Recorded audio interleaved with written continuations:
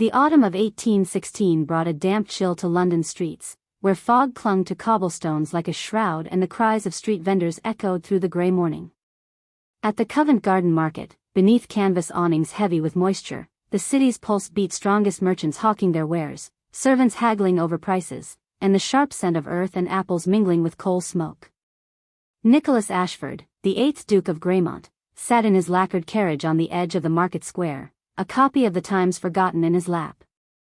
At 29 years of age, he possessed everything a man could want, a fortune that could buy Parliament itself, estates spanning 3 counties, and a face that made debutantes swoon at first glance. Dark curls framed aristocratic features, and eyes the color of midnight assessed the world with the weariness of a man who had seen too much and felt too little. He was drowning in silk and suffocating in privilege.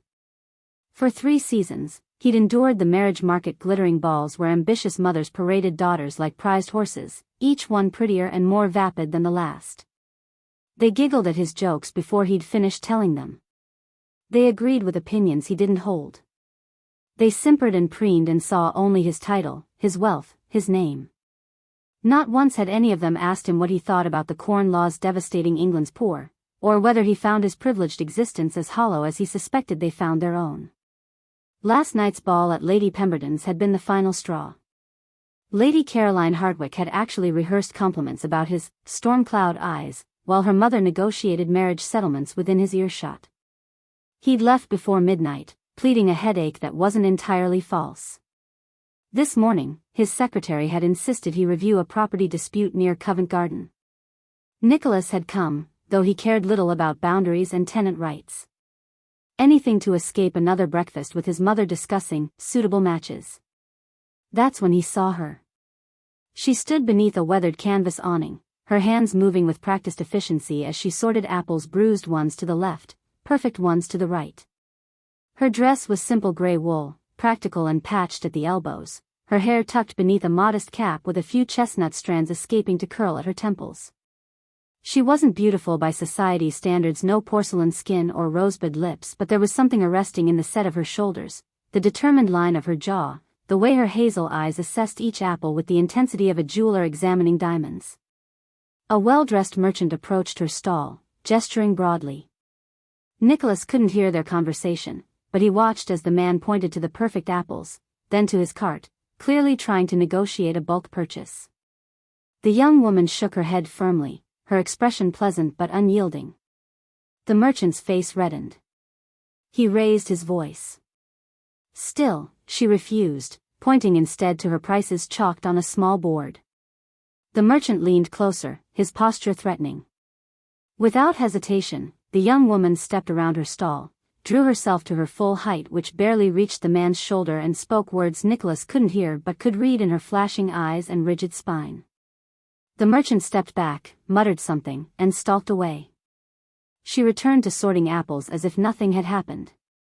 Nicholas felt something shift in his chest, like a door creaking open in a room he'd thought permanently sealed. Here was a woman who knew her worth and defended it. A woman who didn't simper or yield or calculate advantage. A woman who looked at apples with more intensity than any debutante had ever looked at him. "Your Grace?" His driver's voice interrupted. "Shall we continue to the property?" "Wait," Nicholas said, his eyes never leaving the market stall. "I need to make a purchase first." He stepped from the carriage, his expensive boots squelching in the mud between cobblestones. Around him, vendors called out their wares, but he moved through the crowd with singular focus. As he approached the apple stall, the young woman looked up, and for a moment, their eyes met. Hers held no recognition, no calculation, no flutter of excitement.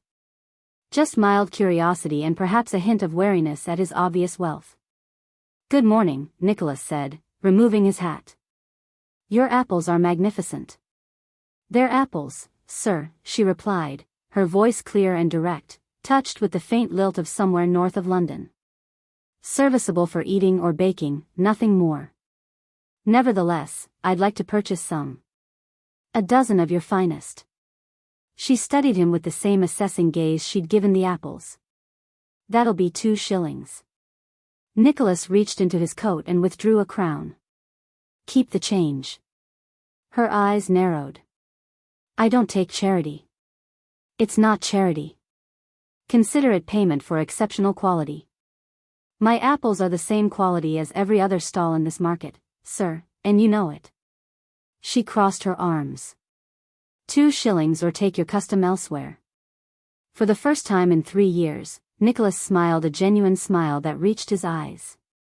You're quite possibly the most honest merchant in London. I'm quite possibly the only one who doesn't care about impressing aristocrats. She began wrapping apples in newspaper with brisk efficiency. 2 shillings, sir. He placed the correct coins on her makeshift counter. Might I know the name of the woman who refuses to be overpaid? Grace Winters, sir, and if you're about to offer me a position as your cook or your mistress, you can save your breath. I'm neither interested nor available. Nicholas felt his smile widen. I was going to ask if you'd permit me to call upon you. Call upon me? She looked at him as if he'd suggested flying to the moon. Why on earth would a gentleman call upon an apple seller? Because, Nicholas said quietly, you're the first person in 3 years who's treated me like a human being instead of a title. Grace Winters stared at him for a long moment, her expression shifting from suspicion to something that might have been pity. Sir, I don't know what game you're playing, but I've got a stall to run and a living to earn. Take your apples and leave me be. She turned her back on him, actually turned her back on a duke, and began rearranging her display as if he'd ceased to exist. Nicholas stood there, apples in hand, feeling utterly dismissed. Around him, market life continued, vendors calling, carts rattling, children laughing. But for him, something fundamental had shifted. Lady Caroline would have accepted anything he offered.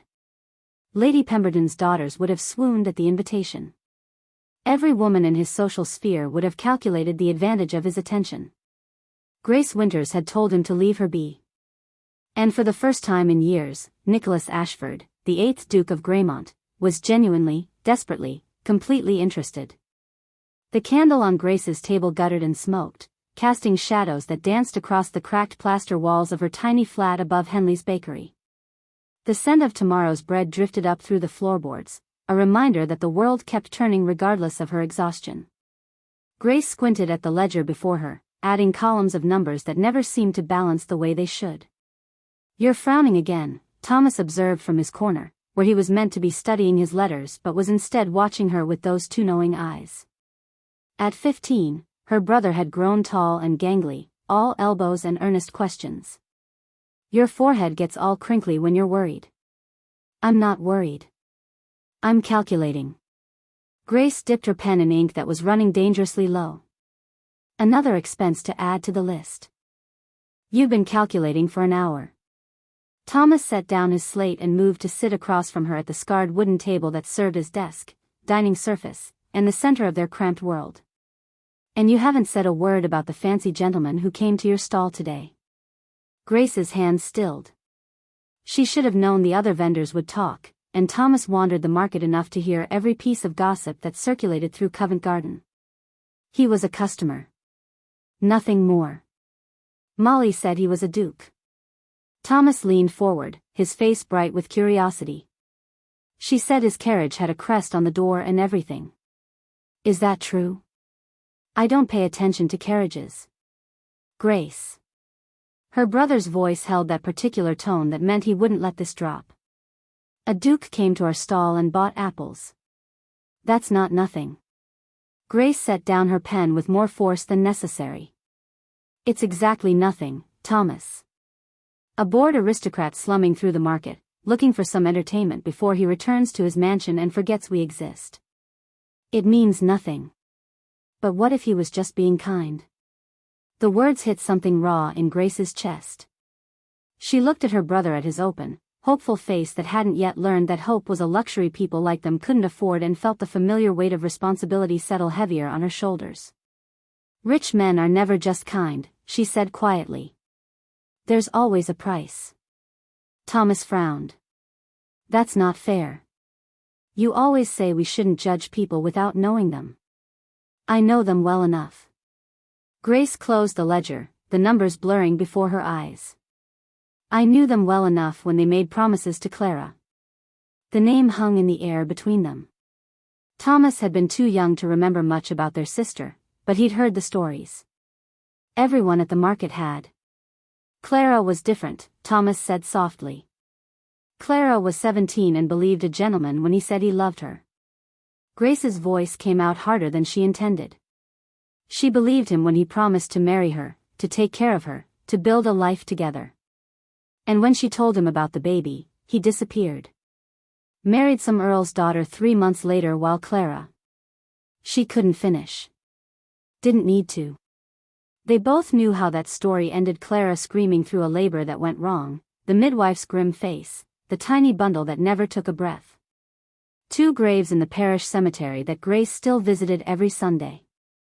The Duke might be different, Thomas said, but his voice lacked conviction now. They're never different. Grace stood, moving to the narrow window that overlooked the dark street below. We take care of ourselves, Thomas. We don't need their charity or their pity or their boredom-driven kindness. We're doing fine on our own.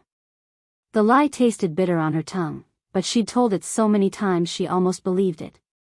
The next morning brought rain, the cold, persistent drizzle that seeped into bones and made the market cobblestones treacherous. Grace arrived before dawn to secure her spot and arrange her wares, her fingers already numb as she sorted through the apples she'd purchased from the wholesaler at Spitalfields. Good stock this week, though she'd paid more than she wanted for it. She was still arranging her display when she heard the sound of boots on wet stone. Not the hurried shuffle of servants doing their morning marketing, but measured steps that spoke of someone with nowhere urgent to be. Good morning, Miss Winters.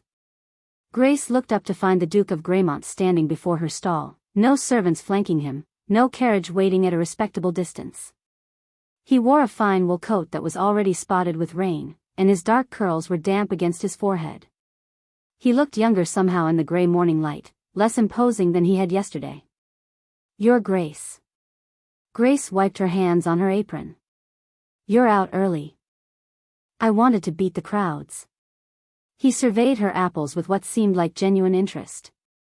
Might I purchase another dozen? Yesterday's were exceptional. 2 shillings. Grace wrapped them quickly, efficiently, wanting this interaction over before the other vendors noticed and the whispers started again. But the Duke didn't take the package and leave. Instead, he lingered, hands clasped behind his back, seemingly unbothered by the rain beginning to fall more heavily. I've been thinking about what you said yesterday, he began. About your business, the challenges of the market. I'd very much like to hear more, if you'd be willing to share.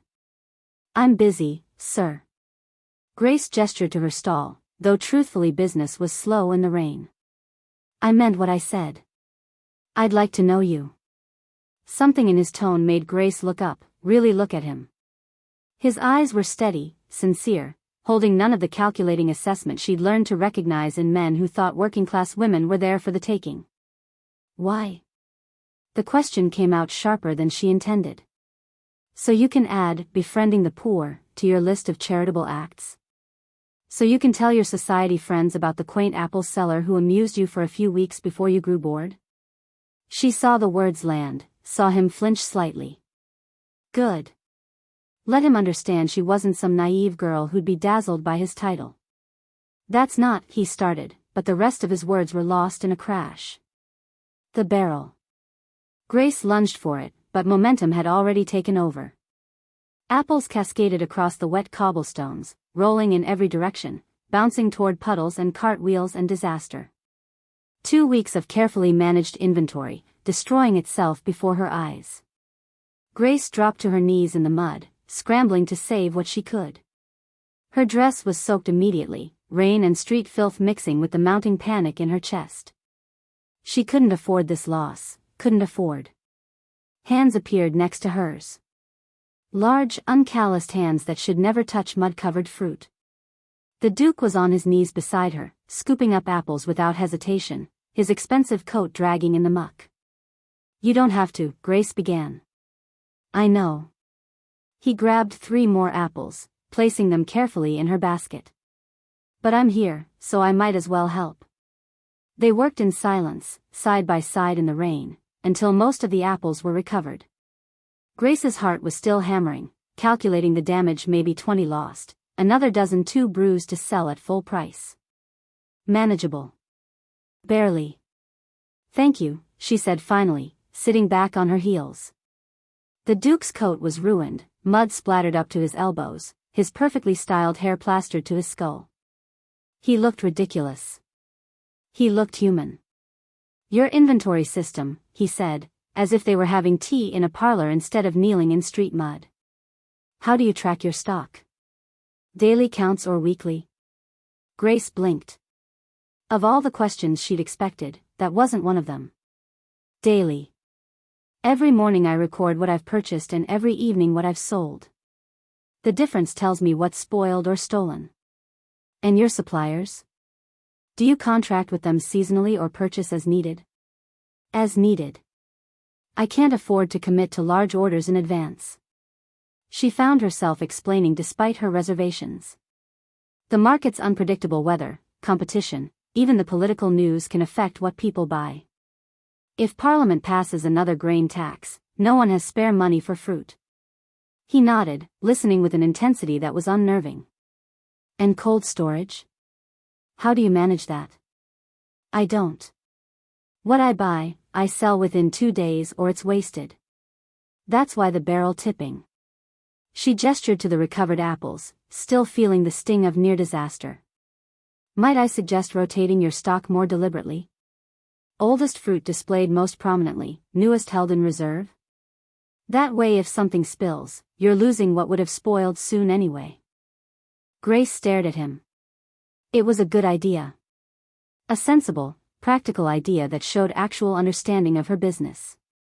For a moment, she forgot he was a duke. Forgot the barrier between them.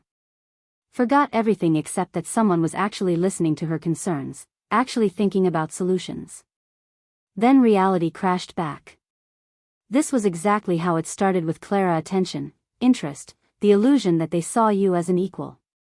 Until they didn't. I should work. Grace stood abruptly, brushing ineffectively at her soaked dress. Thank you for your help, Your Grace, but I'm sure you have more important matters to attend to. Tomorrow then? He rose as well, seemingly unfazed by her dismissal. I could return tomorrow. There's no point in this, sir. Grace met his eyes directly. We live in different worlds. You'll go back to your Mayfair mansion and I'll stay here in my market stall, and that's how it should be. That's how it always is. Then let me visit yours. His voice was quiet but firm. Your world. Let me see it, understand it. I'm not asking you to enter mine. For a long moment, Grace couldn't speak. Rain drummed on the canvas awning above them. Around the market, life continued, vendors calling their wares, customers haggling, the eternal dance of commerce and survival. Why? She asked again, and this time the word carried the weight of everything: Clara's grave, their father's unpaid debts, 2 years of clawing their way toward stability. Why would you want to? The Duke looked at her with those storm cloud eyes, and something in his expression made her breath catch. Because, he said simply, I want to understand what real life looks like. The pattern established itself so gradually that Grace didn't notice until it had already woven itself into the fabric of her days. Morning arrived with the bakers lighting their ovens below, the sky still dark, and she would arrange her stall with practiced efficiency: bruised apples to the left, perfect ones front and center, prices chalked on the board. And then, as the first gray light touched the market square, she would hear his footsteps. Nicholas Ashford came every morning for 2 weeks. He never brought servants. Never arrived in his carriage with its telltale ducal crest. He simply appeared through the early morning fog, hands in his pockets, and purchased his daily dozen apples as if this were the most natural thing in the world. Sometimes he'd help her unload crates from the supplier's cart. Once, when her display table developed a wobble, he'd produced a knife from his pocket and whittled a wooden shim to stabilize it, his expensive coat pushed back, sleeves rolled to his elbows. You're ruining your clothes, Grace had pointed out. I have others. It wasn't the response of a man slumming for entertainment. It was the response of someone who genuinely didn't care, and that unsettled her more than arrogance would have. They talked about inconsequential things: the weather, the quality of this year's harvest, the politics of market placement. He asked questions that showed he remembered previous conversations, building on details she'd mentioned days before. When she explained the complex relationships between different vendors, the unspoken hierarchies and territories, he listened with the same intense focus he might give to matters of state. Grace remained guarded, constructing each response carefully, never revealing more than necessary. But she couldn't deny the small warmth that bloomed in her chest when she saw him approaching through the morning crowds. "You smile before he arrives now," Thomas observed one evening, catching her at the window overlooking the street. "I do not." "You do. You watch for him." Her brother grinned, too clever by half. "And yesterday you wore the blue dress instead of the gray one." The gray one was drying. Grace turned from the window, heat rising in her cheeks. "I smile at potential customers. That's good business." "He's been a customer for 2 weeks. That's not potential anymore." Thomas was right, of course, which made it worse. Grace had started anticipating Nicholas's visits, structuring her morning around them, saving interesting observations to share. When he'd missed a day, the only day in 2 weeks, she'd felt the absence like a missing tooth, her tongue constantly probing the gap. The other vendors had noticed too. Molly pulled her aside on the 8th day, voice low and urgent. "Grace, people are talking. The Duke of Greymont, coming here every morning? To your stall specifically? You need to be careful. We're just talking. Dukes don't just talk to apple sellers." Molly gripped her arm. "I'm not judging, love, but think about what this looks like. What happens when he gets bored?" Grace had no answer for that. She lay awake that night, staring at the cracked ceiling, telling herself she should end this before it became something. Before she started hoping. But morning came, and so did Nicholas, and she found herself smiling despite every reasonable objection her mind constructed. The storm hit on a Tuesday, rolling in from the Thames with a fury that caught everyone unprepared.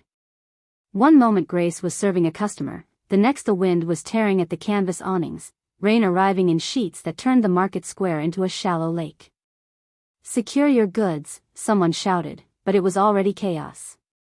Vendors scrambled to cover their wares, customers fled for shelter, and Grace watched in horror as her carefully arranged display began sliding toward the edge of her table, fruit rolling into rapidly forming puddles. She grabbed what she could, but there was too much, her hands too small, the rain blinding. A week's worth of inventory was about to be destroyed, and there was nothing she could do, nothing. A carriage crashed to a halt at the market's edge, and Nicholas burst from it like a man possessed. "Get your goods inside." He was already moving toward her stall, not waiting for permission or acknowledgement. "I can manage." Grace shouted over the storm, even as another gust of wind sent apples cascading. But Nicholas wasn't listening. He was already loading her stock into crates, hefting them with surprising strength toward his carriage. Grace had a choice: stand on pride and watch her livelihood wash away, or swallow her stubborn independence and accept help. She chose survival. They worked in frantic synchronization, Grace grabbing fruit, Nicholas hauling crates. Rain plastered their clothes to their skin, turned the cobblestones treacherous. Twice Grace slipped, twice Nicholas caught her without breaking stride. Around them, other vendors were fleeing, abandoning stock, but they stayed until her stall was emptied. "Inside," Nicholas finally commanded, and Grace was too exhausted to argue. The carriage interior smelled of leather and privilege. Nicholas slammed the door against the storm, and suddenly they were in a pocket of relative quiet, rain drumming on the roof above. Grace's teeth were chattering. Her dress clung to her like a second skin, hair plastered to her skull. Across from her, Nicholas looked equally drenched, water dripping from his dark curls, his fine coat ruined beyond repair. He shrugged out of the coat and held it toward her. "You're freezing." "So are you." "I'm not the one turning blue." Grace took the coat, wrapped it around her shoulders. It was heavy, warm from his body, and smelled faintly of sandalwood. She pulled it tighter, letting herself have this one moment of weakness. "Why are you really doing this?" The question emerged quieter than she intended, but in the confined space it felt like shouting. And don't say it's because you like apples. Nicholas leaned back against the carriage wall, studying her with those impossible eyes. When he spoke, his voice was stripped of its usual careful politeness. Because you're the only person who talks to me like I'm human. Grace blinked. What? Everyone else sees the title first. They calculate what I can do for them, how I can advance their interests, what advantage my attention might bring. You told me to leave you alone. He smiled, but it was edged with something sharp. Do you know how rare that is? How extraordinary it feels to have someone treat you as if you're just a man. You are a duke. I am so crushingly, devastatingly lonely that I've started coming to a market at dawn just to have a genuine conversation. The words came out raw, unpolished. The marriage market is a parade of women who've rehearsed their compliments, who agree with opinions I haven't expressed, who see a title and a fortune and nothing else. I sit in ballrooms surrounded by hundreds of people and feel utterly invisible. Grace wanted to dismiss this, to point out the absurdity of a wealthy man complaining about his privileged life. But there was something in his voice that stopped her, a genuine pain she recognized from her own lonely nights counting coins and wondering if this was all there would ever be. Poor little rich duke, she said, but the mockery came out gentler than intended. Must be so hard having everything. I don't have what matters. Nicholas met her eyes directly. I don't have truth. I don't have anyone who challenges me or tells me when I'm being an idiot or treats me like my opinions aren't carved in marble. Until I met you. You want truth? Grace leaned forward, the coat slipping from her shoulders. Here's truth, you can't fix my problems with money. You can't make my life your charitable project to ease your conscience about being born wealthy. And when you get bored playing merchant's friend, when the novelty wears off, you'll return to your world of balls and parliament and forget I existed. That's what rich men do. I've seen it before. I won't. They all say that. Grace heard the bitterness in her voice, Clara's face flashing through her mind. They mean it too, right up until the moment they don't. Nicholas was quiet for a long moment, rain hammering above them. When he spoke again, his voice was careful, measured. Come to dinner.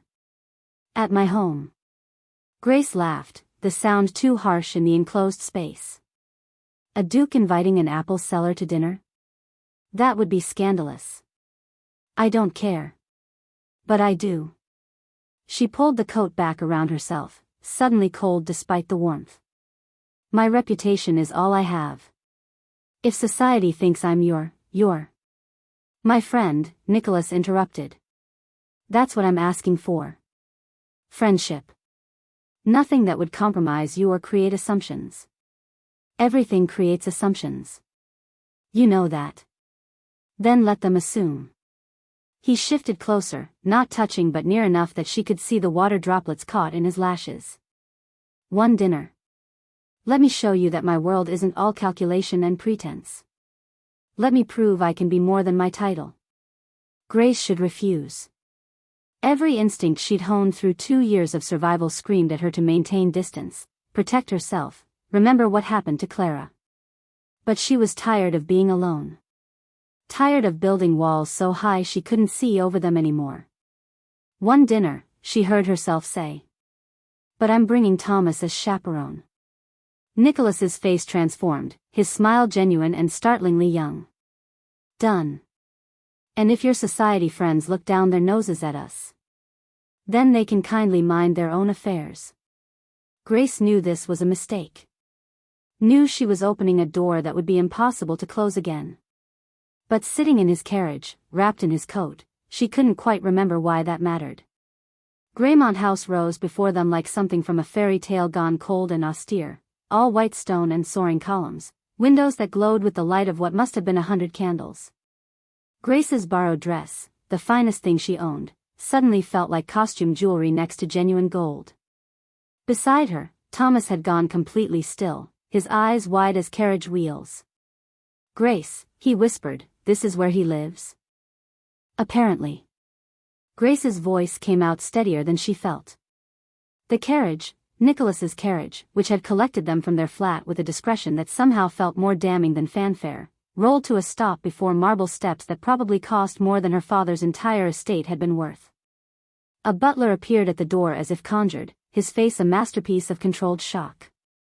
He recovered admirably, Grace had to admit, his expression smoothing into professional neutrality within a heartbeat. "Miss Winters, Master Thomas," the butler intoned. "His Grace is expecting you." "I am Morrison. Please, follow me." The interior was worse. Better. Impossible. Grace tried not to gape at the paintings in gilded frames, the chandelier dripping crystal, the marble floor so polished she could see her reflection. Thomas's hand found hers, and she squeezed it, reminding herself that they belonged here as much as anyone. Nicholas had invited them, and they had every right to hold their heads high. Nicholas appeared at the top of a curved staircase that belonged in a palace, and his face lit with such genuine pleasure that Grace felt something flutter traitorously in her chest. "You came." He descended quickly, foregoing the butler's formal announcement. "I wasn't sure you would." "Neither was I," Grace admitted. "Master Thomas, thank you for being such an accommodating chaperone." Nicholas offered her brother a hand, man to man, and Thomas shook it with painful earnestness. "Your house is very large, Your Grace." "It's very empty," Nicholas corrected. "But perhaps less so tonight." They were halfway to the dining room when the temperature dropped 20 degrees. "Nicholas, darling." The voice came from the drawing room doorway, cultured, cold, sharp enough to draw blood. "I didn't realize we were entertaining this evening." The woman who emerged was everything Grace had imagined a duchess would be, tall, regal, dressed in midnight blue silk that probably cost more than Grace earned in 6 months. Her hair was silver-threaded auburn, arranged in elaborate curls, and her eyes, the same storm cloud gray as Nicholas's, assessed Grace with the detachment of someone examining a particularly disappointing purchase. "Mother." Nicholas's voice went carefully neutral. "I didn't expect you this evening." "Clearly." The Dowager Duchess of Greymont glided forward, and Grace had the distinct impression of a snake approaching a cornered mouse. "How quaint. Will you introduce me to your guests?" The emphasis on that last word made it an insult. "Grace Winters and her brother Thomas," Nicholas said, and Grace heard the warning in his tone. "Miss Winters, Master Thomas, may I present my mother, the Dowager Duchess." Grace curtsied, grateful that her mother had insisted she learn proper manners even if they'd never had occasion to use them. Thomas bowed, too deeply, his face flushed. "A pleasure," the Dowager said in a tone that suggested it was anything but. "Well, since I'm here, I suppose I might as well join you for dinner." "Morrison," said another place. The dining room was a study in awkward grandeur. The table could have seated 30, they occupied one end like castaways on a particularly elegant raft. Thomas, overwhelmed by the array of silverware, knocked over his water glass almost immediately. Grace helped him mop it up with her napkin, ignoring the Dowager's barely concealed smirk. "So," the Dowager said as the first course was served, soup in bowls so fine Grace could see through them. "Nicholas has been quite mysterious about his new acquaintances. Tell me, Miss Winters, how did you meet my son?" "He came to my market stall, Your Grace." "Your market stall." The Dowager tasted the words as if sampling something spoiled. "How industrious. And what do you sell?" "Apples." "Apples." A delicate pause. "How utterly charming." Grace felt Nicholas tense beside her, but she kept her voice level. "They're honest work, Your Grace." "I'm sure they are." The Dowager turned to Nicholas. "Darling, I wasn't aware you developed such a fascination with the lower classes. Is this some sort of social experiment? Research for a speech in Parliament, perhaps?" "Mother. It's quite fashionable, I understand, this concern for the working poor. Lady Pemberton's son has taken up similar interests. Though I believe he had the good sense not to invite them to dinner." Thomas's face had gone red, his hands clenched in his lap. Grace reached under the table, found his knee, squeezed it gently. "Hold on," the gesture said. Just hold on. Tell me, Miss Winters, the dowager continued, her smile a blade wrapped in silk. What could you possibly have to discuss with my son? I imagine your worlds are rather different. Grace set down her soup spoon with deliberate care. When she spoke, her voice was clear and steady. Agriculture, economics, the rising cost of grain and its effect on the working poor. Topics I imagine you find beneath you, Your Grace. The dowager's smile froze. I beg your pardon? Your son has shown genuine interest in understanding how trade policy affects real people. How the decisions made in comfortable drawing rooms impact those who wake before dawn to earn their bread. Grace held the older woman's gaze. Those conversations require intelligence and compassion, qualities Nicholas possesses in abundance. Nicholas, the dowager's voice could have frozen wine. Surely you see this is inappropriate. Nicholas stood. The scrape of his chair against marble echoed through the cavernous room. What's inappropriate is your rudeness to my guests. His voice was quiet but carried weight Grace hadn't heard before. Miss Winters and her brother came here at my invitation. They've shown me more courtesy in 2 weeks than most of society has in 29 years. If you cannot treat them with basic human decency, then I suggest you return to your own wing. The dowager's face went white, then red. You would choose. Yes. Nicholas didn't let her finish. I would. I am. For a long moment, no one moved. Then the dowager rose with glacial dignity, her napkin dropping to the table like a declaration of war. We will discuss this later, Nicholas. There's nothing to discuss. She swept from the room, and the silence she left behind was deafening. Nicholas sat slowly, his hands shaking slightly. I apologize. I should have warned you she might. This is why it can't work. Grace's voice came out rougher than intended. Your world will never accept me. People like your mother will always see me as inferior, as unsuitable, as something embarrassing you'll eventually discard. I don't need their acceptance. But I need my self-respect. Grace pushed back from the table. I won't be your rebellion against society, Nicholas.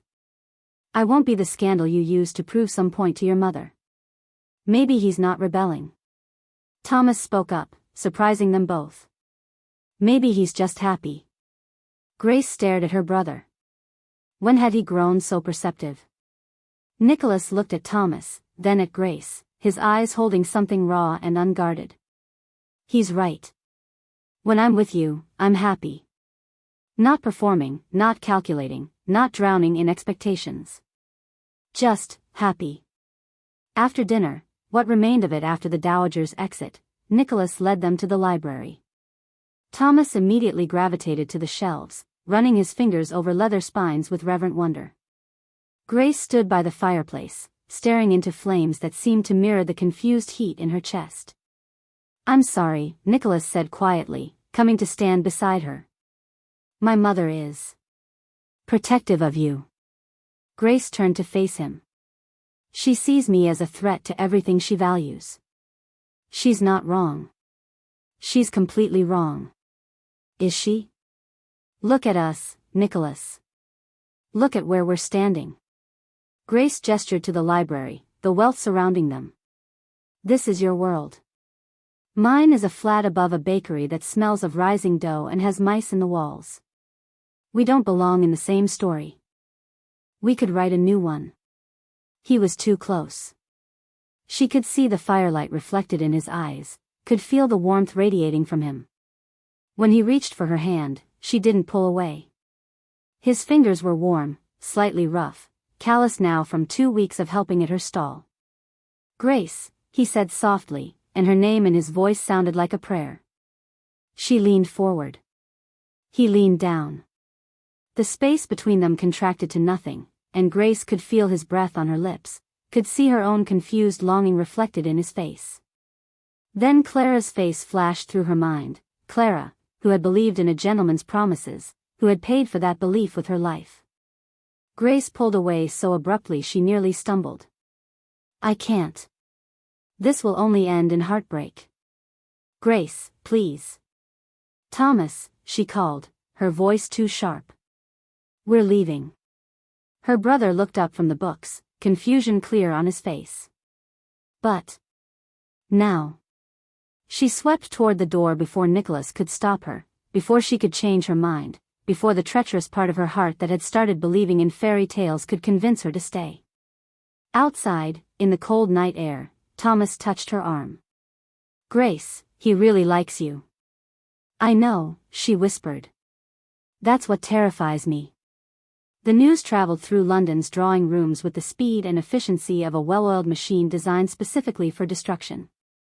By noon the day after the disastrous dinner, every society matron knew that the Duke of Greymont had entertained an apple seller at his family seat. By tea time, the speculation had metastasized into something far more sinister. The Dowager Duchess received 17 callers that morning. 17 separate visits, each lady arriving with practiced concern etched on her face and malice glittering in her eyes. Lady Constance Blackwood arrived last and stayed longest. She was beautiful in the way expensive things are beautiful, perfect features, flawless deportment, sapphire silk that matched her cold blue eyes. She'd been intended for Nicholas once, before he'd broken their informal understanding 2 years ago with a polite letter that cited incompatibility of temperament. The slight had not been forgotten. Amelia, Lady Constance said, taking the dowager's hands with manufactured warmth. I came as soon as I heard. This must be devastating for you. It's a temporary fascination, the dowager said, though her voice lacked conviction. Nicholas has always had peculiar interests. Interests in trade? Lady Constance settled onto the settee with predatory grace. Darling, we both know this is more serious. He stood up to you. He chose her over his own mother. She leaned forward, her voice dropping to conspiratorial urgency. We must save Nicholas from this infatuation. Before it destroys everything your family has built. What do you suggest? Lady Constance's smile was winter frost over sharp stones. The girl's reputation is all she has. Without it, she's nothing. And Nicholas is many things, but he's not cruel. He won't pursue a woman whose ruin he's caused. That seems harsh. Harsh? Lady Constance's eyes flashed. She's a merchant. She sells apples in Covent Garden. And she actually dared, to dine at Greymont House, to speak to you as an equal. She needs to be reminded of her place. We all do, occasionally. The dowager was quiet for a long moment. Then, slowly, she nodded. What do you need from me? 3 days later, Nicholas arrived at the market before dawn as usual, apples forgotten in his eagerness to see Grace's face. But when he reached her stall, he found her arranging stock with mechanical precision, her movements brittle. Grace. He smiled, reaching for the easy warmth they'd built. I was hoping we might. You should stop coming here. Her voice was flat, empty of inflection. Nicholas felt his smile falter. What? You heard me. Grace didn't look up from her apples. Go back to your world, your Grace. This was a mistake. Grace, what happened? Is this about the dinner? Because I apologized. It's not about the dinner. She finally looked at him, and he was shocked by the exhaustion in her face. It's about what came after. I don't understand. Look around. Grace gestured to the market, and Nicholas saw what he'd been too focused on her to notice. The other vendors pointedly ignoring them, customers giving her stall a wide berth, whispers following their interaction like a malevolent chorus. My regular customers aren't coming anymore, Grace said quietly. The ones who do come offer half price, as if my goods are suddenly tainted. Yesterday, Mrs. Pemberton's cook, who's bought from me every week for a year, told me her mistress forbids her from purchasing anything from that presumptuous girl who's forgotten her station. Nicholas felt something cold settle in his stomach. That's absurd. I'll speak to them. I'll make them understand. You'll make them understand what? Grace's laugh was bitter. That you, a duke, have taken an interest in me, a market vendor? That will only confirm their worst suspicions. What suspicions? That I'm your mistress. The word hung between them like a guillotine blade. Or trying to be. That I've ensnared you somehow, used wiles and manipulation to climb above my station. That I'm a grasping, ambitious creature who needs to be put back in her place. That's not true. Anyone who knows you. No one knows me. Grace's composure cracked. They know I sell apples. They know you've been visiting me. They know I dined at your house. And from those facts, they've constructed a narrative where I'm the villain and you're the poor, deluded nobleman who needs saving from my clutches. I'll fix this. Nicholas stepped closer, desperation making him reckless. I'll make public statements, You can't fix this. You can't buy your way out of this. This is what happens when worlds collide, the one with less power gets crushed. Her voice broke. The moment you brought me into your world, you painted a target on my back. And now they're aiming. That evening, Grace sat in a cramped room above Molly's vegetable stall, surrounded by market vendors who'd once been friends. The meeting had been called by Bernard Cole, the unofficial leader of the Covent Garden merchants. We're being pressured, Bernard said without preamble. Wealthy households are threatening to boycott any vendor who associates with Grace. Lord Blackwood himself visited my stall yesterday, told me if I wanted to keep my license, I'd be wise to distance myself from certain unsavory elements. It's not just customers, added Helen March, who sold flowers. My landlord raised my rent this morning. Said he was reassessing all the stalls, but mine was the only one affected. She looked at Grace apologetically. The day after you and I had tea together. Grace felt the walls closing in. This was systematic, calculated. They weren't just destroying her reputation, they were isolating her completely. Maybe you should stop seeing him, Molly said gently. I'm not saying it's fair, Grace, but I've already stopped. Grace's voice was hollow. I left his house 3 days ago and haven't spoken to him since. It doesn't matter. They'll punish me anyway for daring to reach above my station. Then what do you want from us? Bernard asked, not unkindly. Grace looked around the circle of faces, people who depended on their stalls for survival, who couldn't afford to lose customers over someone else's scandal. Nothing, she said quietly. I don't want anything. I just wanted you to hear it from me before the rumors get worse. I'm leaving London. Thomas and I are going north, starting over somewhere my name doesn't precede me. Nicholas learned the truth from Henry Thornton over brandy in his study, delivered with the delicacy of a surgeon removing a tumor. Your solicitor did some digging, Henry said. Someone's been systematically buying up market licenses and vendor contracts around Covent Garden. That someone is Lord Edmund Blackwood. Constance's brother. Nicholas's hand tightened on his glass. They're squeezing her out, Nicholas. And not just her, anyone who associates with her. It's a coordinated campaign to make her radioactive. Nicholas shot to his feet. I'll buy the market. I'll buy every license, protect every vendor who's being pressured. Don't you see? Henry's voice cut through his fury. That's exactly what she fears. You solving her problems with money makes her your kept woman in everyone's eyes. It confirms every ugly suspicion they've been spreading. Nicholas stopped pacing. Then what do I do? I don't know. Henry refilled his brandy. But using your privilege to fix this will only make it worse. Your wealth, your title, those are weapons against her right now, not solutions. The words hit like a physical blow. Nicholas had spent his life being told his position was a gift, a responsibility, something to be wielded for good.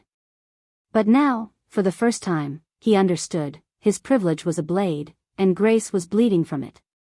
He went to her that night, propriety be damned, climbing the narrow stairs to her flat above the bakery. She answered his knock still dressed, account books spread across her table, columns of red ink telling a story of systematic destruction. You shouldn't be here, Grace said, but she let him in anyway. I heard about the licenses. About Blackwood. Nicholas stayed by the door, afraid that coming closer might shatter whatever fragile thread still connected them. "Grace, I'm so sorry. I never imagined." "Of course you didn't." Grace returned to her table, staring at numbers that no longer balanced. "Why would you?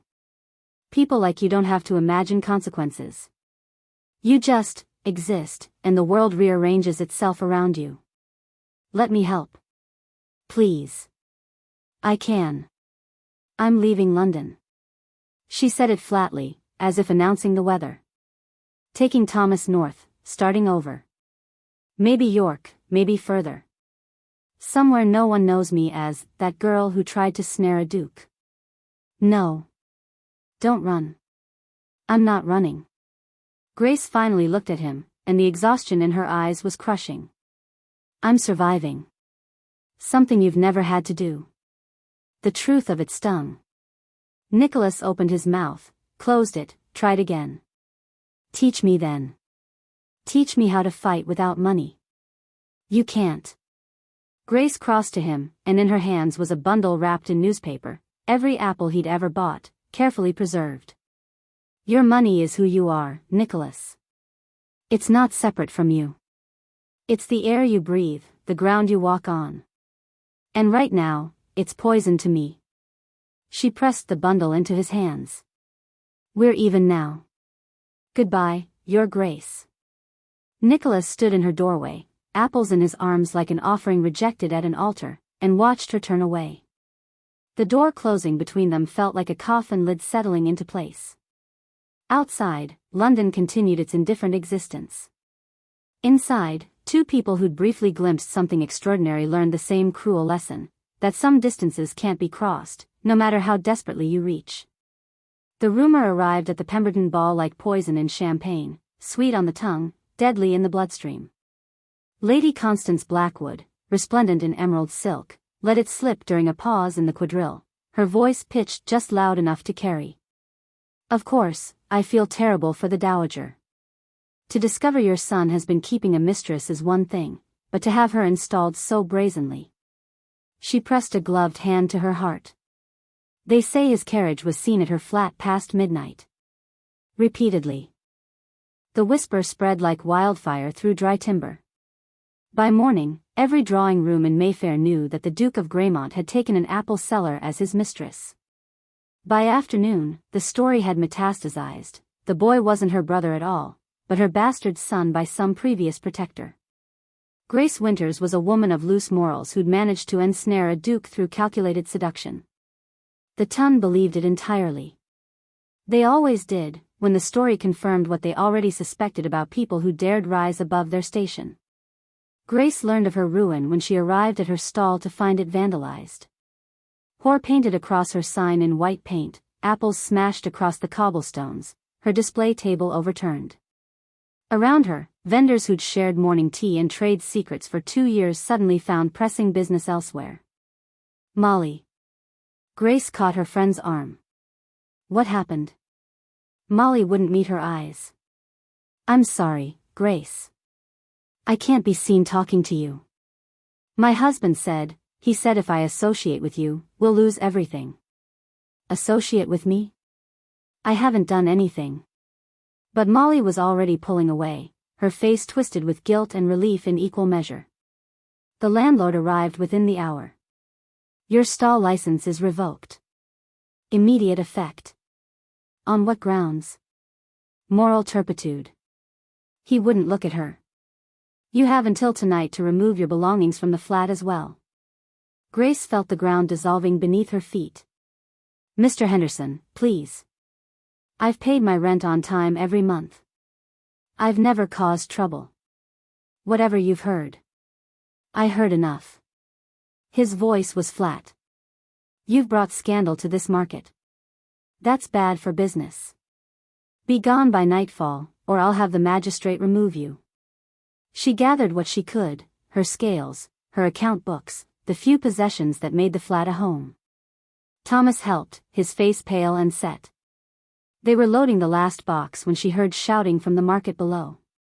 Grace ran down to find Thomas in the street, his nose bleeding, standing over a boy from the fishmonger's stall. A crowd had gathered, their faces hungry for spectacle. "Take it back!" Thomas was shouting. "Take back what you said about my sister." "Why?" "Everyone knows it's true." The other boy scrambled up. "My ma says she's the Duke's whore, and you're just another bastard she's trying to pass off." Thomas lunged again, but Grace caught him, pulled him back even as he struggled. "Stop. Thomas, stop. They're lying about you." "I know." Grace held her brother tight, feeling his blood soak into her dress. "But fighting won't change their minds." The crowd dispersed, disappointed by the lack of further violence. Grace led Thomas back upstairs, used their last clean water to wash his face. His nose wasn't broken, but his right eye was swelling shut, and his knuckles were split raw. "We need a doctor," Grace said, her voice steady despite the panic clawing at her throat. "We can't afford. We'll manage." She sold her mother's pearl earrings to the pawnbroker on Long Acre. Then her father's pocket watch. Then the good linens she'd been saving for Thomas's future household. The doctor came, confirmed no serious damage, left medicine that cost more than Grace earned in a week. By nightfall, they had nowhere to go and almost nothing left. The Dowager Duchess received Nicholas in the morning room, her face carved from marble. "Lady Constance has made a generous offer. She's willing to overlook your indiscretion, if you agree to marry her by month's end." "No." Nicholas didn't soften his stance. "Then I'm cutting you off." His mother's voice was ice over steel. "No allowance, no access to the estate funds, nothing. You'll have your title and whatever your father left you outright, but the family wealth will go to your cousin." "Is that meant to frighten me?" "It's meant to save you from yourself." The dowager stood, and for a moment, Nicholas saw genuine fear beneath her imperious mask. "That woman has ruined you, Nicholas. The entire town is talking about your mistress, about the scandal." "She's not my mistress." "We've never," Nicholas bit off the protest, realizing how futile it was. "I've done nothing but talk to her. Nothing inappropriate. Your carriage was seen at her flat past midnight. Once. To return something she'd left in it." But even as he said it, Nicholas understood the futility. The truth didn't matter. It had never mattered. Lady Constance found him in his study that evening, admitted by Morrison with apologetic reluctance. She was lovely as always, her smile sympathetic. "I heard about your mother's ultimatum. I'm sorry it's come to this." "Are you?" Nicholas didn't rise from his desk. "This was your doing, wasn't it? The rumors, the systematic destruction of Grace's livelihood. All of it. I'm trying to save you." Constance settled into the chair across from him uninvited. "That woman was never suitable, Nicholas. Surely you see that now." "What I see is a coordinated campaign of cruelty. I can make this all go away." Constance leaned forward. "Marry me, and I'll restore Miss Winters's reputation. I'll ensure she gets her stall back, that the rumors are corrected. I have the influence to do it." Nicholas looked at the woman he'd once considered marrying, really looked at her, and saw nothing but calculation behind her perfect features. "This was never about love," he said slowly. "It was about control. It's about your future. Our future." Constance reached for his hand. "We're well suited, Nicholas. We understand each other's worlds. We could be happy." "No." Nicholas pulled his hand away. "We couldn't. Because you don't know what happiness looks like. And neither did I, until I met someone who showed me." He went to Grace's flat immediately, but found it empty, the door hanging open on broken hinges. The furniture was gone, the walls bare, nothing left but gouges in the floorboards where her life had been.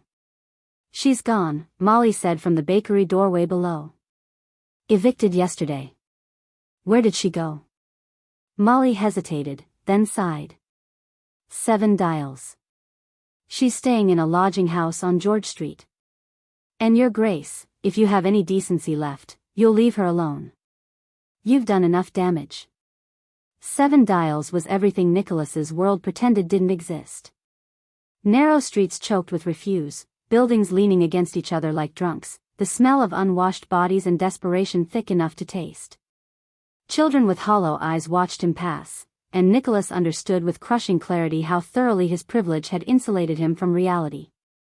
He found the lodging house, a sagging building that should have been condemned, and climbed stairs that creaked ominously under his weight. The room number Molly had reluctantly provided led him to a door with peeling paint. Grace answered his knock, and Nicholas barely recognized her. She'd lost weight she couldn't afford to lose, her dress was stained with what looked like lye burns, and her hands were red and raw from work. Behind her, he glimpsed a single room barely larger than his dressing closet, Thomas lying on a pallet by the window, his face flushed with fever. "Haven't you done enough?" Grace's voice was empty of everything except exhaustion. "Grace, I didn't know. I didn't realize they'd..." Nicholas stepped forward, but she blocked the doorway. "Didn't realize what?" "That society would punish me for daring to speak to you." I told you from the beginning this would happen. Let me help. Please. I can pay for a doctor for Thomas, find you proper lodging. Your help is what destroyed me." The words erupted from Grace like a physical thing. "I had a life, Nicholas. It wasn't glamorous, but it was mine. I earned my way, held my head high, built something real. And you swept in like some benevolent god thinking you could fix everything with your attention and your money and your good intentions. And now look at me." She held up her ruined hands. "I work in a laundry from dawn until noon. Then I sew piecework until dinner. At night, I clean offices in the legal district. I sleep 3 hours if I'm lucky. Thomas has an infection I can't afford to treat properly. We eat once a day. And tomorrow, I don't know how we'll afford even that." Nicholas felt something break inside him. "You're right. I made everything about what I wanted. I never asked what you needed. I needed you to stay away. I told you from the beginning. What do you need now?" His voice was barely a whisper. Grace's composure finally shattered. She sagged against the doorframe, tears cutting tracks through the dust on her face. "I need my brother to survive. I need to know that leaving everything I built wasn't for nothing. I need..." Her voice broke. "I need to believe that good people exist somewhere, even if I'll never be one of them." Nicholas stood in that wretched hallway, staring at the wreckage his privilege had wrought, and made a choice. "What if I gave you my estates?" Grace's head snapped up. "What?" "Not as charity. As justice." The words came faster now, born from a certainty that felt like religious conversion. "My family built our wealth on tenant rents and exploitation. Generations of people like you, working themselves to death so we could live in luxury. What if I transferred ownership to the tenants? Made them freeholders? You'd lose everything. I'd lose everything that means nothing." Nicholas met her eyes. "I'd keep what matters. I can't ask you to do that. You didn't ask. I'm choosing it." And with those words, Nicholas felt the weight of his title, his position, his entire previous life lift from his shoulders. "With or without you, Grace, I'm choosing to be better. To actually use my privilege for something besides maintaining my own comfort." Grace stared at him, and for the first time since he'd knocked, he saw something besides despair in her eyes. Not trust, not yet. But perhaps the fragile beginning of belief. The letter appeared in the Times on a grey Thursday morning, occupying half of the front page in Nicholas's precise handwriting. By noon, every coffee house in London had run out of copies. By evening, the city was in uproar. To the citizens of London. I write to announce my intention to divest the Greymont estates of their hereditary holdings and transfer ownership to the tenant farmers who have worked this land for generations. Effective immediately, I am establishing cooperative ownership structures that will allow those who labor to own the fruits of their efforts. I also write to address the recent scandal concerning Miss Grace Winters of Covent Garden. I pursued this woman despite her repeated rejections and clear statements that she wished to be left alone. Society has punished her for my arrogance, destroyed her livelihood for my presumption, and ruined her reputation because I refuse to accept that some boundaries should not be crossed. Miss Winters is guilty of nothing except the misfortune of catching the attention of a man too blinded by privilege to understand the consequences his interest would bring. Every rumor spread about her character is false. Every punishment inflicted upon her is unjust. As for Lady Constance Blackwood's generous offer of marriage, I must decline. I will not be manipulated through the suffering of an innocent woman, nor will I reward the orchestrated cruelty that destroyed Miss Winters's life. My decision to restructure the Greymont holdings is not madness or infatuation. It is a long overdue recognition that nobility means nothing if it is not earned through service rather than accident of birth. I can no longer, in good conscience, profit from the labor of others while contributing nothing of value myself. I remain, as always, the 8th Duke of Greymont, though I hope to make that title mean something worthy of respect. Nicholas Ashford. The ton exploded. He's gone completely mad, Lady Pemberton declared at her morning salon, fanning herself dramatically. Possessed, clearly. The girl must have used some sort of witchcraft. I heard his mother has taken to her bed, Mrs. Hartford added. The physician has been summoned twice. But in the gentlemen's clubs, a different conversation was emerging. Lord Melbourne, known for his progressive politics, raised his glass. Perhaps it's time nobility earned their titles rather than simply inherited them. The man has courage, I'll give him that. Courage or insanity, someone countered. Sometimes they're the same thing. In the rookeries and slums, in the markets and factories, a different nickname spread, the People's Duke. Workers who'd never dreamed of addressing aristocracy directly suddenly found themselves discussing tenant rights and cooperative ownership over ale. Nicholas Ashford became something unprecedented, a nobleman the poor actually trusted. Lady Constance Blackwood descended on her solicitor like a winter storm, fury making her voice sharp enough to cut glass. Breach of promise. I want him sued for breach of promise. There was no formal engagement, my lady. There was an understanding. Understandings are not legally binding. The solicitor adjusted his spectacles nervously. And given the public nature of his letter, pursuing this might draw more attention to your involvement in Miss Winters's troubles than would be advisable. Constance's hands clenched into fists. She'd played this perfectly, destroyed the apple cellar, cornered Nicholas into marriage. And somehow, impossibly, he'd turned her victory into his moral triumph. The Dowager Duchess did, in fact, take to her bed, though whether from genuine distress or strategic retreat was unclear.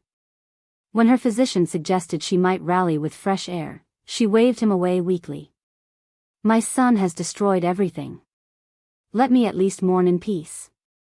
Grace learned of the letter from Molly, who appeared at the lodging-house door with a newspaper clutched in her flour-dusty hands and tears streaming down her face. Grace.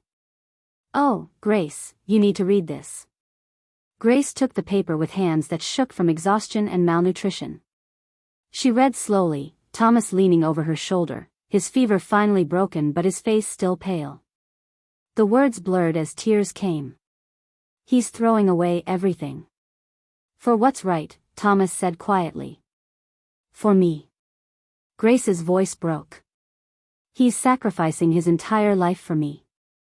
His estates, his position, his family, all of it. Because I sold apples and he bought them. Isn't that what love is? Thomas touched her shoulder. Choosing someone's well-being over your own comfort. I don't deserve this. Maybe that's not for you to decide. Her brother's voice carried a wisdom beyond his 15 years. Maybe love isn't about deserving. Maybe it's just about choosing. The legal challenge came swiftly. Nicholas's cousin, who stood to inherit if the estate were divided, filed a petition to have him declared mentally incompetent. The hearing was set for the following week at the Court of Chancery, and all of London planned to attend. Henry Thornton stood as Nicholas's solicitor, his normally jovial face grave with purpose. They'll argue you're mad. That no sane man would dismantle centuries of accumulated wealth. Then we'll prove sanity can include moral courage. The courtroom was packed, nobility in the gallery, commoners crammed into every available space, journalists scribbling furiously.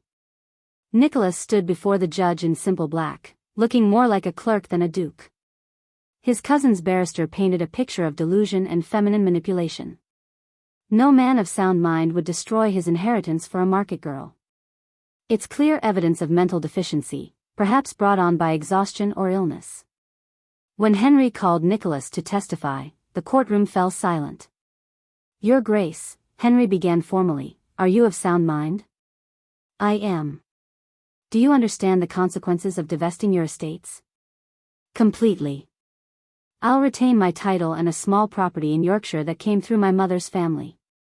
Everything else will belong to those who've earned it through labor. And you consider this a rational decision? Nicholas turned to address the court directly. I consider it the only moral decision. I'm not insane. I simply refuse to profit from others' suffering. If that makes me mad in society's eyes, then I'll wear that madness as a badge of honor. The judge, an elderly man who'd seen every variety of aristocratic excess, studied Nicholas for a long moment. The Duke is clearly in possession of his faculties, however unconventional his choices. The petition is denied. He paused. Though I warn you, Your Grace, the consequences will be severe. I'm counting on it, Nicholas replied. Grace heard about the verdict from the women at the laundry where she worked. They spoke of it in hushed, reverent tones, a nobleman who'd actually chosen principle over profit. That evening, bone-tired and still uncertain, she made her decision. Greymont House was in chaos when she arrived, servants carrying furniture out, tenant representatives measuring rooms for conversion into cooperative housing. No one stopped her as she climbed the familiar stairs to Nicholas's study. He was at his desk, surrounded by papers, his sleeves rolled up, hair disheveled. When he looked up and saw her, his face transformed. Grace. She didn't let herself think, didn't let doubt paralyze her. She crossed the room and kissed him, properly kissed him, pouring 2 months of fear and longing and reluctant hope into the connection. His arms came around her immediately, holding her as if she were something precious he'd thought lost forever. When they finally broke apart, both breathing hard, Grace found her voice. I'm terrified. So am I. Nicholas's hands framed her face, his thumbs brushing away tears she hadn't realized were falling. If we do this, I lose my pride. My independence. Everything I've built myself to be. No. Nicholas's voice was firm. We do this together. As partners. As equals. You don't lose yourself, you gain someone to stand beside you. Grace laughed shakily. You're not a duke anymore. Not in any way that matters. Thank God. Nicholas smiled, and it was the most genuine expression she'd ever seen on his face. I was terrible at it anyway. They talked late into the night, building a plan from the wreckage of their separate lives. Yorkshire, Nicholas explained, had a small farm, barely 100 acres, that his mother's family had owned for generations. It was modest, manageable, perfect for starting over. We'll work it together, Nicholas said. I don't know the first thing about actual farming, so you'll have to teach me. I sell apples. I don't grow them. Then we'll learn together. He took her hands, careful of the lye burns. Thomas can study at the village school. We'll build something real, something earned. Your mother will never forgive you. I'm not doing this for her forgiveness. Nicholas's voice was quiet but certain. I'm doing it for my own soul. For the chance to be someone worth respecting. Grace looked at this man who'd dismantled his entire life for principles he'd only recently discovered, who'd chosen her not as some prize to be won but as a partner to stand beside, and felt the last of her walls crumble. When do we leave? Nicholas pulled her close, his laugh warm against her hair. Tomorrow. Next week. Whenever you're ready. I'm ready now. And finally, terrifyingly, Grace meant it. Outside, London continued its scandalized gossip, but inside Greymont House, two people who'd been crushed by their separate worlds began building a new one together. Lady Constance Blackwood was not accustomed to losing. 3 days after Nicholas's acquittal in the competency hearing, she arrived at Bow Street Magistrates' Court with her solicitor, her brother Lord Blackwood, and a carefully prepared case that would ensure Grace Winters paid for every humiliation Constance had endured. Criminal fraud and attempted extortion, her solicitor explained to the magistrate, laying documents across the desk with practiced precision. Miss Winters systematically seduced the Duke of Greymont with the express purpose of extracting money and property. She's a confidence artist of the most calculated variety. The magistrate, a weary man named Thornbury who'd seen every species of human desperation, studied the paperwork. These are serious charges, Lady Constance. Do you have evidence? Witnesses? Documentation? A pattern of behavior that clearly demonstrates predatory intent. Constance's voice was silk over steel. She ensnared a vulnerable man and nearly destroyed one of England's great families. She should be in Newgate awaiting trial. The warrant was issued within the hour. Grace was arrested at the laundry where she worked, her raw hands still dripping with wash water, Thomas crying out in protest as constables led his sister away in chains. The trial was set for the following week, and all of London turned out to watch. The Old Bailey courtroom was packed beyond capacity, spectators crammed into every available space, the gallery filled with nobility who'd come to see justice, or vengeance, served. Grace sat in the dock wearing the same stained dress she'd been arrested in, her hands folded in her lap, her face carefully blank. Thomas sat in the front row, his young face set with determination. Beside him, Nicholas looked like a man barely restraining violence, his jaw clenched so tight Grace could see the muscle jumping. Lady Constance's barrister was a theatrical man named Pemberton who'd made his reputation prosecuting the poor. He paced before the jury like a performer on stage. "Gentlemen, we are here because a woman of no consequence, no breeding, and considerable cunning deliberately targeted one of England's most eligible noblemen. She calculated her approach, deployed feminine wiles with ruthless efficiency, and manipulated the Duke of Greymont into dismantling centuries of family wealth. He produced witnesses, servants Grace had never seen, who testified with practiced sincerity. She came to the house regular-like, claimed a woman allegedly from Greymont House staff. Always making eyes at his Grace, dropping hints about her poor circumstances. She knew what she was doing, that one. Another witness, supposedly a market vendor, swore he'd heard Grace bragging. Said she'd have a duke eating from her hand within the month. Laughed about it, she did. Grace listened to the lies stack upon each other like bricks building a prison, and said nothing. What could she say? The truth wouldn't matter to people determined to believe the worst. Thomas tried to stand, to shout that they were lying, but the bailiff forced him back down. Silence, or you'll be removed. When Nicholas took the stand, the courtroom fell silent. He'd refused to dress in aristocratic finery, appearing instead in simple dark wool that made him look more like a clerk than a duke. Pemberton approached him with barely concealed contempt.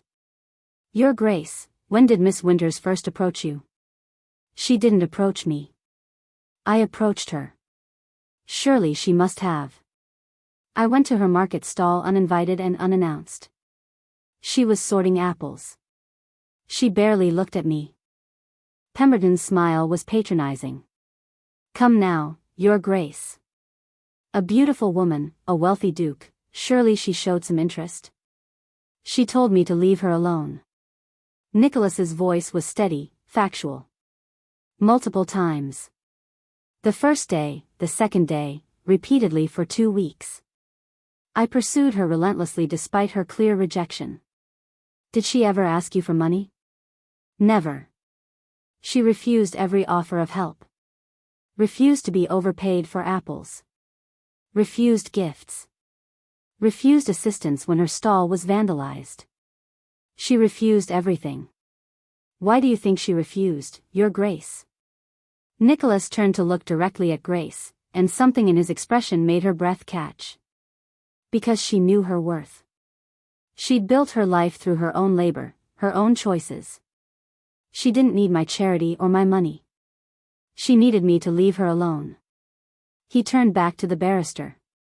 "Something I was too privileged, too arrogant, too certain of my own benevolence to understand." Pemberton tried to recover, to twist Nicholas's words into evidence of manipulation, but the damage was done. The jury had seen genuine respect in the Duke's eyes, heard authentic regret in his voice. When Grace was finally called to testify, she climbed to the witness box on legs that trembled. She'd never spoken before so many people, never been the focus of such concentrated attention. She clasped her ruined hands together and met the judge's eyes. Miss Winters, her own solicitor, provided by Nicholas over her protests, began gently. "Tell us about your father." So Grace did. She told them about a merchant who'd taught his daughter to read and calculate, who'd believed in fair dealing and honest work.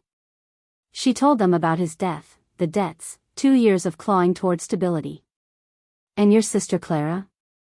Grace's voice faltered, but she pushed through.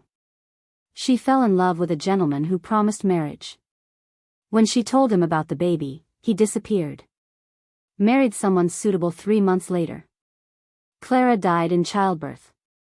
The baby died too. The courtroom was silent now, the earlier hunger for scandal replaced by something more uncomfortable, recognition of shared humanity. "When the Duke first came to your stall, what did you think?" "That he was bored. That I was temporary entertainment before he returned to his real life." Grace's hands tightened. "I told him to leave me alone. I said it again and again. I knew what happened when women like me caught the attention of men like him. I'd buried my sister because of that kind of attention." "Did you ever ask the Duke for money?" "Never. I wanted to survive on my own terms." Grace looked at the jury, at these 12 men who would decide her fate. "When he first tried to overpay me for apples, I refused. When he offered help, I refused. When society destroyed my livelihood because of his attention, I tried to leave London entirely rather than accept his assistance." She drew a shaky breath. "Everything that happened is because society couldn't accept that a duke might genuinely care about someone like me. That he might see value in a person rather than a pedigree." Her voice grew stronger.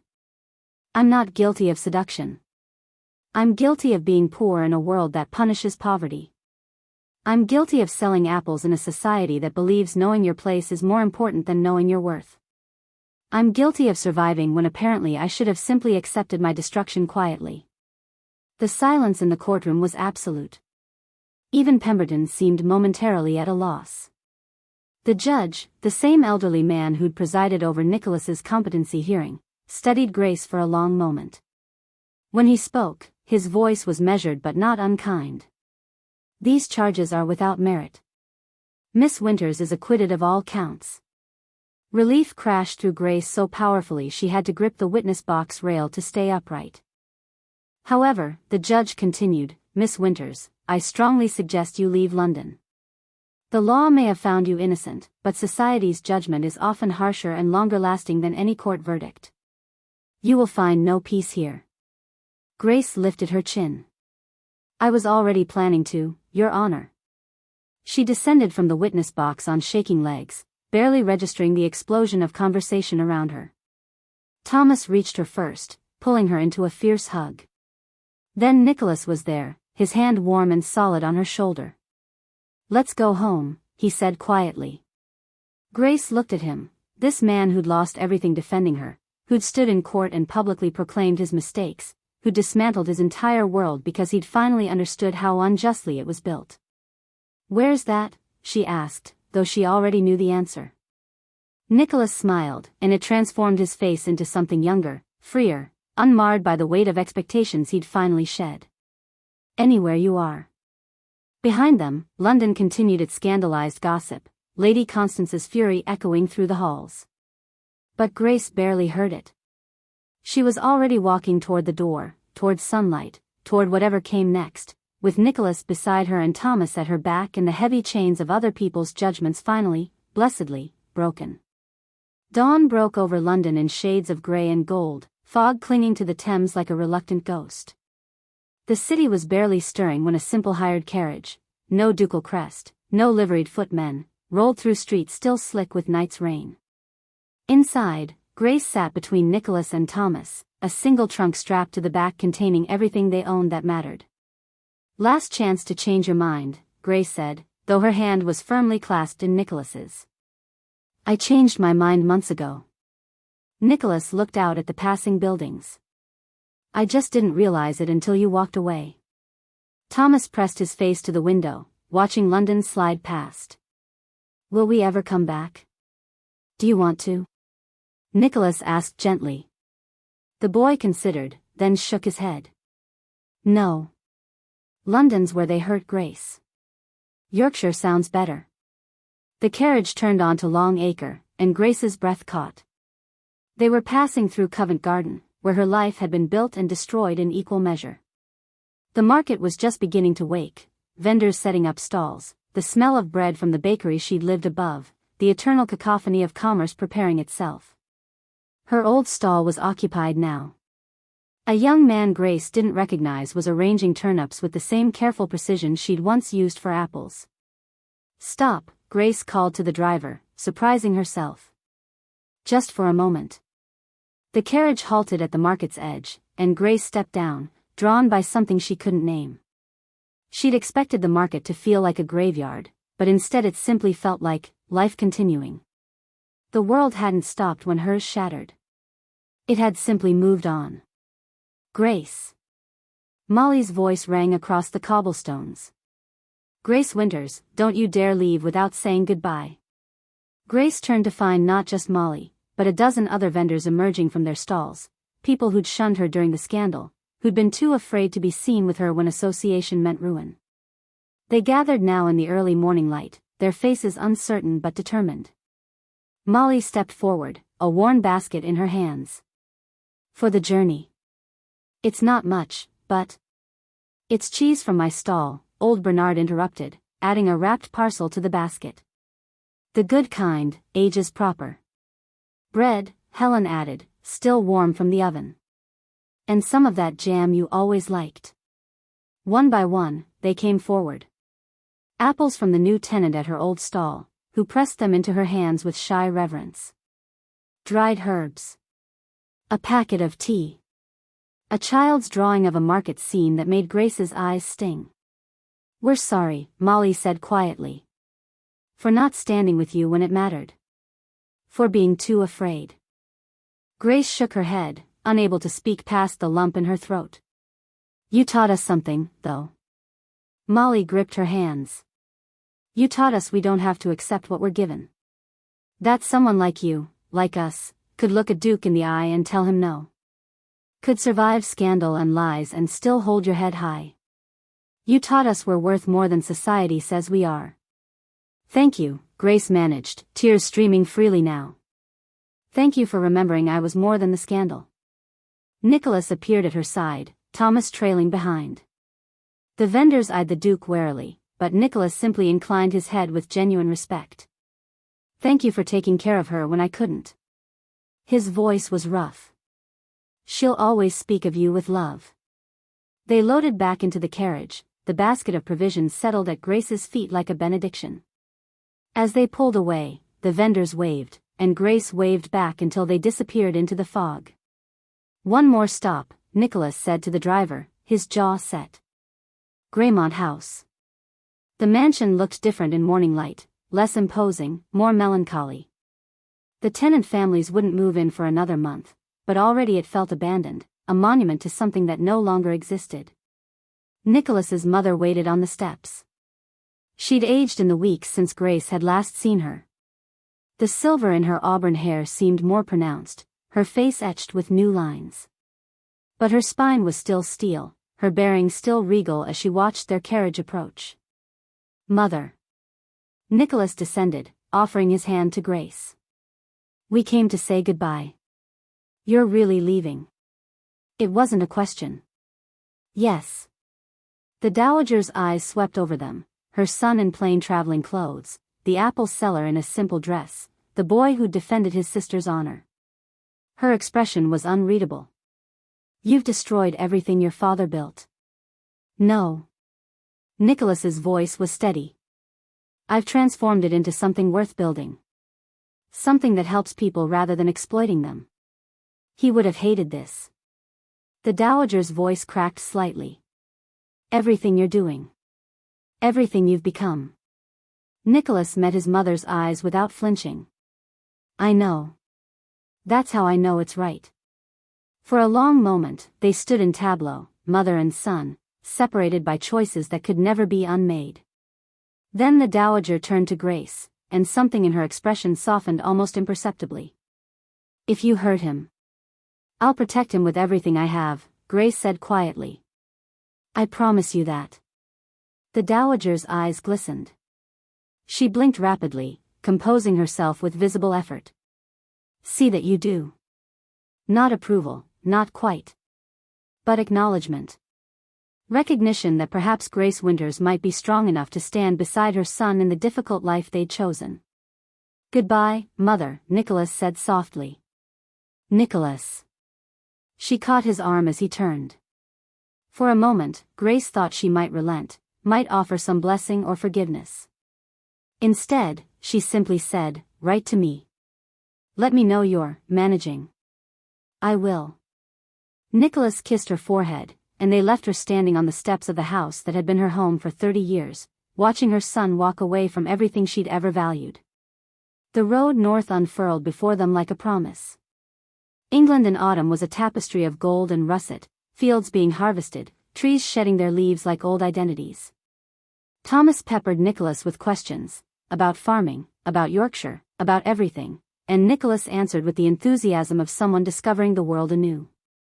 What crops will we plant? Thomas asked. I haven't the faintest idea, Nicholas admitted. Grace will have to teach me. I can tell you the Latin names of plants, but I've never actually grown anything. Grace laughed. You're in for a rude awakening. Farming isn't gentle estate management from a distance. It's mud and manure and backbreaking work. Good. Nicholas took her hand. I'm ready to learn what work actually means. They stopped for the night at a small inn near Nottingham.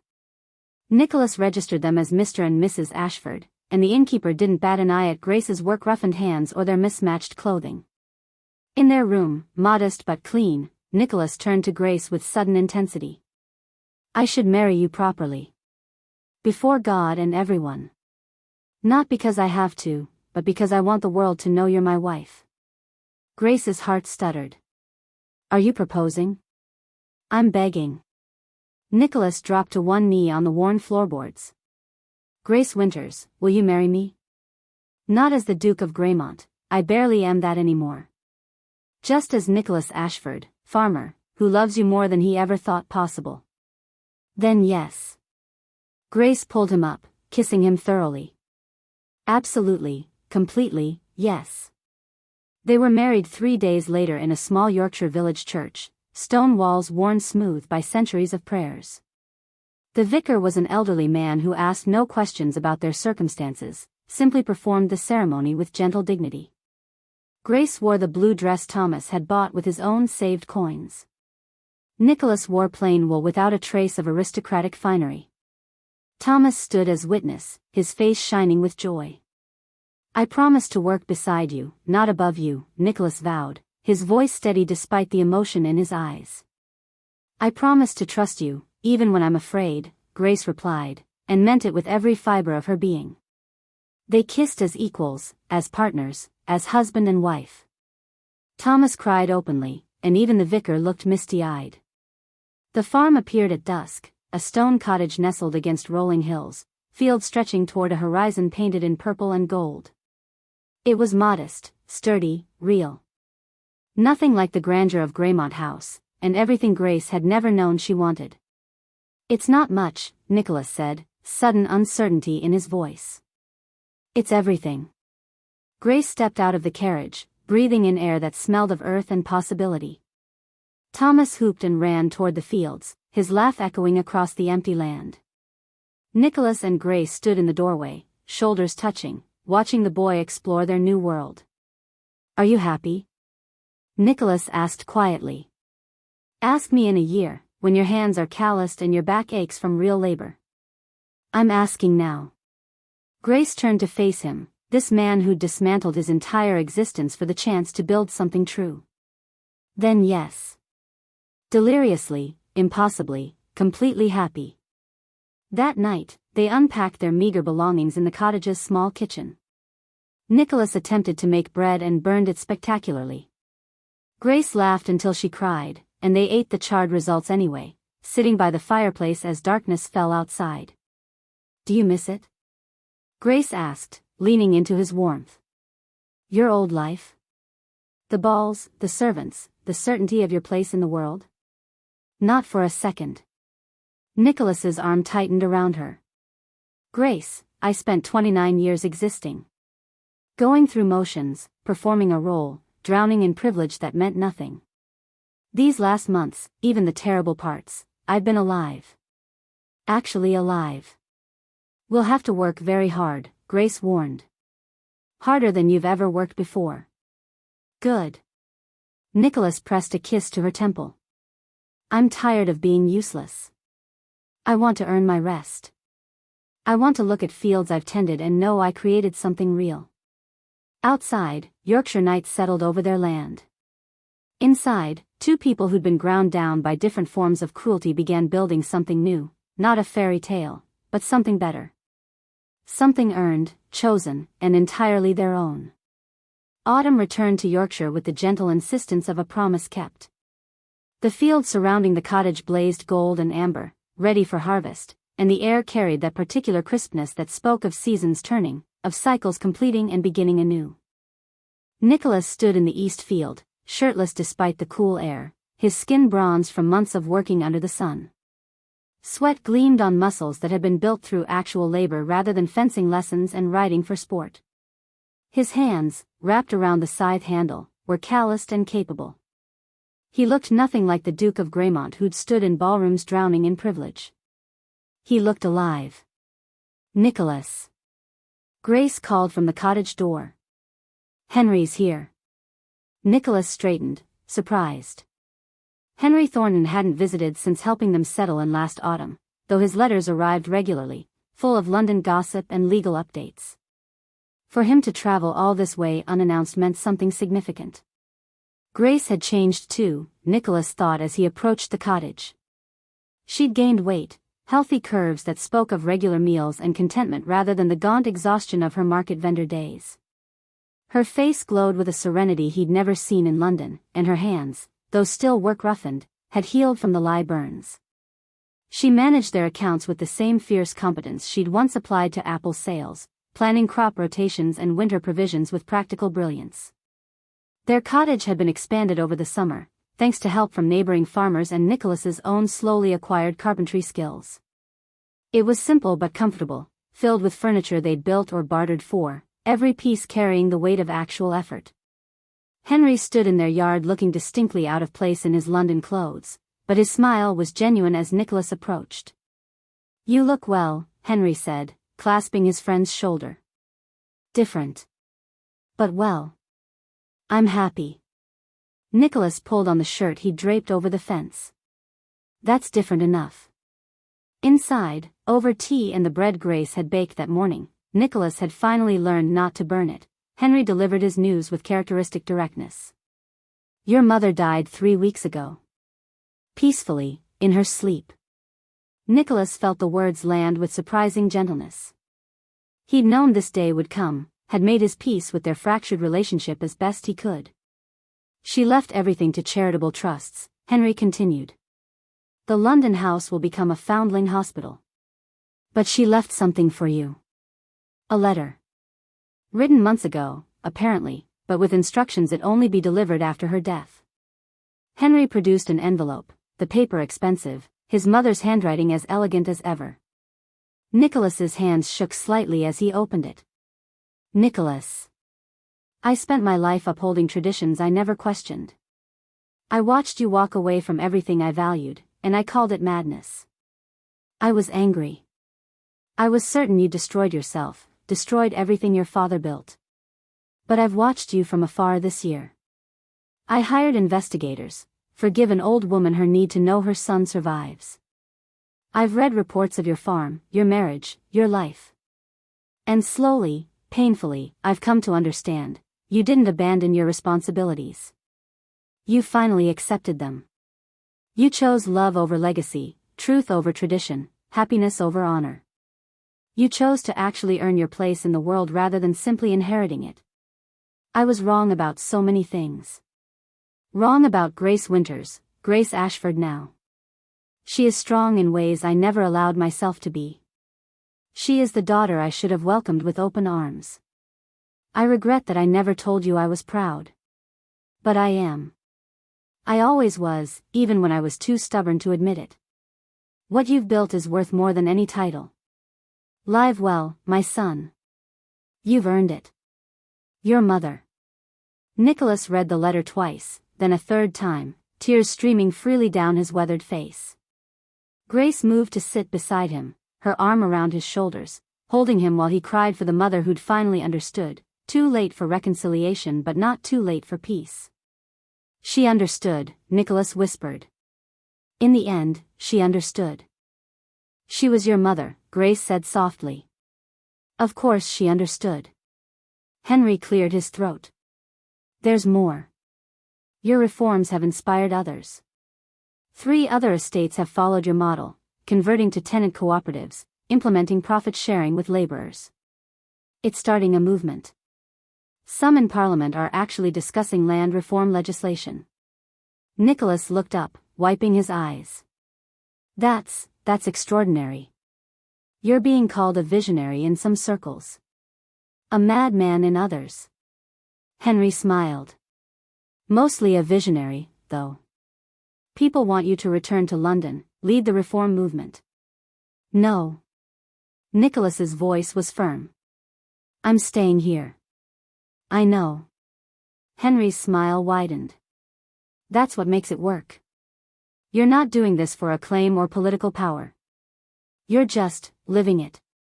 That's more powerful than any speech in Parliament. After Henry left, promising to visit more often, to bring his new wife next time, Nicholas found Grace in the garden, her hands in the earth, tending the herbs they'd planted in spring. Grace, he said quietly. There's something I need to tell you. She looked up, and he saw his own joy reflected in her eyes. I'm pregnant, she said, stealing his thunder completely.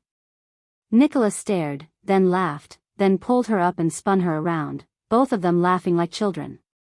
I was going to say I love you, but this is infinitely better news. You can still say you love me. I love you. I love you, and we're having a baby. Nicholas placed his hand on her still flat belly with reverence. When? Spring. March or April, the midwife thinks. They stood in their garden, the Yorkshire sun setting behind them, painting the sky in shades of amber and rose. Thomas came running from the village school, his face bright with the enthusiasm of 15 turning into 16, already taller than Nicholas remembered from last week. Am I going to be an uncle? Thomas demanded, having clearly overheard from wherever he'd been lurking. You are, Grace confirmed, and Thomas whooped loud enough to startle the chickens. That evening, the entire village turned out for the harvest festival. Tables groaned with simple food, bread and cheese, roasted vegetables from everyone's gardens, ale from the local brewery. Torches burned as darkness fell, and someone produced a fiddle. Nicholas danced with Grace in the torchlight, their movements still clumsy despite a year of practice, but filled with such obvious joy that other couples smiled watching them. She was teaching him a complicated step, and he kept stepping on her toes, and they laughed until they could barely stand. I love you, Nicholas said, spinning her inexpertly. I know, Grace replied, letting him dip her dramatically. You tell me every day. Every day for the rest of our lives. Later, walking home through fields they'd harvested together, Grace asked the question that had been hovering in the back of her mind. Do you ever wonder what would have happened if I'd accepted your first invitation? That dinner you offered at the market? Nicholas considered. We probably would have failed. I needed to lose everything to understand what mattered. To realize that my privilege was a weapon, not a gift. I needed to risk everything to believe I was worth fighting for, Grace admitted. To understand that accepting help isn't weakness. Do you miss London? Nicholas asked. The market, your old life? Not even slightly. Grace squeezed his hand. Do you miss being a duke? I'm still a duke, Nicholas pointed out. Just one who knows how to milk a cow and mend a fence and burn bread spectacularly. They laughed, and the sound echoed across fields they'd planted with their own hands. They passed the apple tree they'd planted in spring, a sapling from Yorkshire stock, already showing promise of future fruit. Nicholas stopped, plucked a leaf, and offered it to Grace with mock ceremony. Your finest apple, madam. What do you charge? Grace played along, her eyes dancing. For you? Everything. Your heart, your honesty, your life beside mine. Sold. Nicholas pulled her close. Though you're overcharging. That's what you said the first day. I was wrong. Nicholas kissed her forehead, her cheeks, her lips. You're worth infinitely more than everything. You're worth every choice I made, every title I gave up, every life I left behind. They bit the imaginary apple together and laughed at their own foolishness. 3 years later, the cottage kitchen rang with the chaos of family life. Emma, their daughter, was 3 years old, all dark curls and hazel eyes, playing with wooden blocks at Grace's feet while her mother rolled out pastry. Grace's belly was round again with their second child, due in weeks. Thomas, now 18 and preparing to leave for university in Edinburgh where he'd study engineering, burst through the door with Nicholas following, both covered in mud from mending fences. Grace, you should see the new drainage system Thomas designed, Nicholas said, pride evident in his voice. It's brilliant. The farm had grown beyond their initial dreams.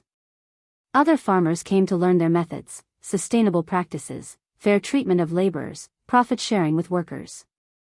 Former servants from Greymont House had joined them, working as equals rather than staff. Letters arrived weekly from estates seeking advice on implementing similar reforms. That evening, they gathered around the expanded table, Thomas, Nicholas, Grace, little Emma, and several farmhands who'd become family. The food was simple but plentiful, the laughter loud and genuine. Grace looked around the table, at this life they'd built from ruins, and felt her heart full to bursting.